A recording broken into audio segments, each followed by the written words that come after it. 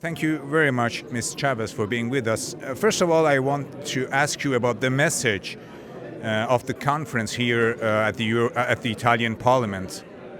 Well, I think the message was that there is only one solution for the problem of the tyranny in Iran, and that solution is not overthrow by a foreign power. It is not a return to the monarchy with the Shah. It is, in fact, for the people to choose their own leader. And I think Madame Rajavi has shown herself to be not just courageous, but a real leader. She has a following. She has a following around the world, and especially she has a following in Iran. I mean, we see it when there are protests, and they have carried her picture. And so I think that we've seen a lot of change over the last little over a month now. This is a very precarious time for the regime. They are showing how fearful they are by continuing to murder people, taking prisoners and executing them.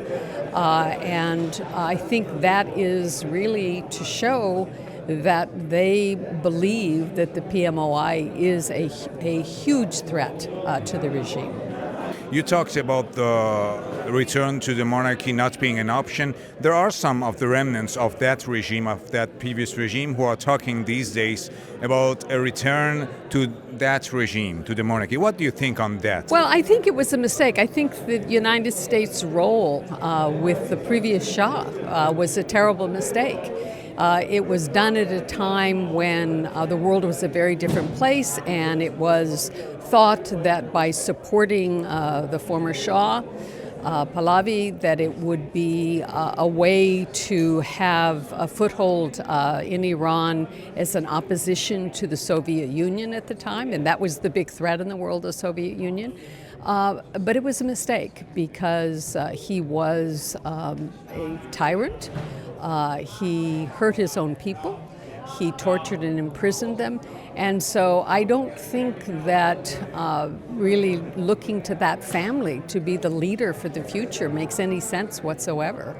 And on the executions taking place in Iran, especially those two, Mehdi Hassani and Behruz Estani, those political prisoners, MEK supporters who were executed a few days ago. There are others from the MEK supporters who are on death row. What do you think the international community should do? Well, first of all, they should be speaking out, and we should be hearing from the United States State Department. We should be hearing from all the capitals of Europe. They need to speak out. They need to talk about why this is being done. It's not being done just because, you know, these people have somehow committed crimes. It's being done because they see the MEK as a threat to their own tyranny. And so I think that only by international pressure and by speaking out will you see any change, and even that, it will be difficult. It's got to come from within Iran. My message to the Iranian people is to stand strong, to in fact take your own destiny into your hands, to stand up to the regime, because once you have a few voices, you will get more. It will be a kind of nucleus that will grow. And I think it's important for people to have courage, and it takes courage. But I think that you have to know that you have support by your fellow Iranians, but also you have support from the outside world. We thank you very much for being there.